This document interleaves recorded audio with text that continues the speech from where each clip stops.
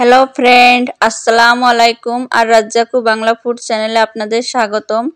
আজকে একটি দারুণ রেসিপি নিয়ে এসেছি, গ্রাম বাংলার ঐতিহ্যবাহী একটি খাবার। এই যে দেখুন, কলই শাক। মাঠে কতই কলই ফল হয়েছে, এইখান থেকে আমরা কলই ফল তুলে নিয়েছি। আর সেই কলই ফল দিয়ে গ্রাম বাংলার একটি ঐতিহ্যবাহী খাবার, যা আমরা ছোটকালে অনেকে খেয়েছি।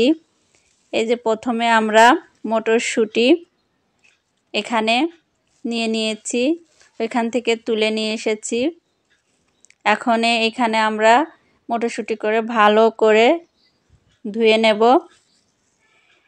এই মটরশুঁটিগুলো এখন আমরা সুন্দর করে ধুয়ে নেব। যদিও আমরা ক্ষেত থেকে তুলছি, তারপরেও আমরা সুন্দর করে এটা ধুয়ে নেব। গ্রামে আমরা যখন ছোটবেলায় ছিলাম, তখন এই মটরশুঁটি শাকের সবাই তুলতো, আর আমরা ফল তুলতাম। তুলে ছোট ছোট করে এরকম সবাই হাতে তুলতাম পাল্লা দিয়ে, যে কে কতগুলো ফল তুলতে পারে।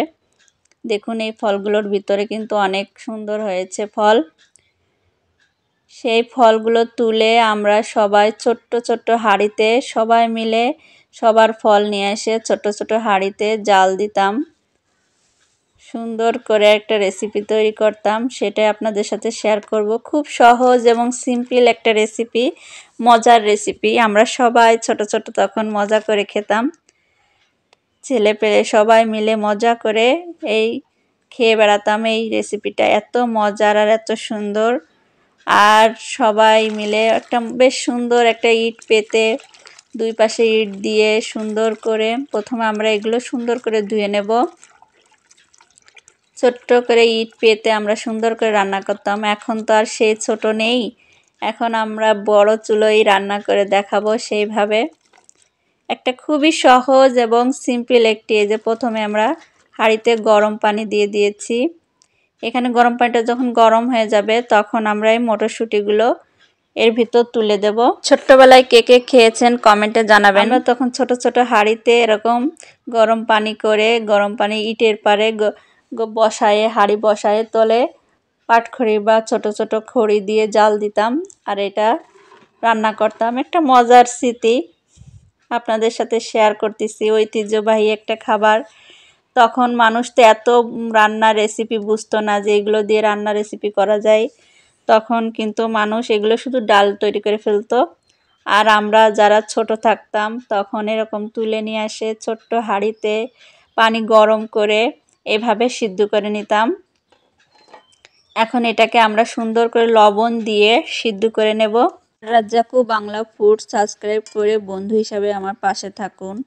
আমি শেফ সাবিনা ইয়াসমিন সীমা। আমার চ্যানেলে আরও অসংখ্য রান্না আছে, আপনাদের দেখে আসার দাওয়াত রইল। দেখুন, এই যে এভাবে আমরা 2 মিনিট সিদ্ধ করে নেব।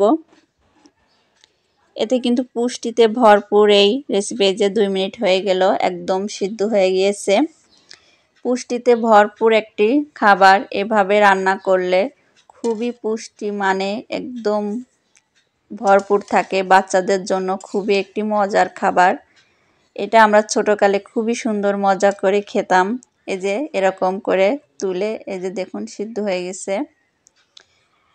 এটা আমরা এরকম একটা বাটিতে ঢেলে নিতাম, নিয়ে এই যেরকম টান দিয়ে বিচিগুলো বের করে করে খেতাম খুবই মজা করে। সেটা আপনাদের সাথে শেয়ার করলাম। আপনারাও আপনাদের বাচ্চাদের সিদ্ধ করে দেবেন, তাদের পুষ্টি ভরপুর হবে। ভালো থাকুন, সুস্থ থাকুন।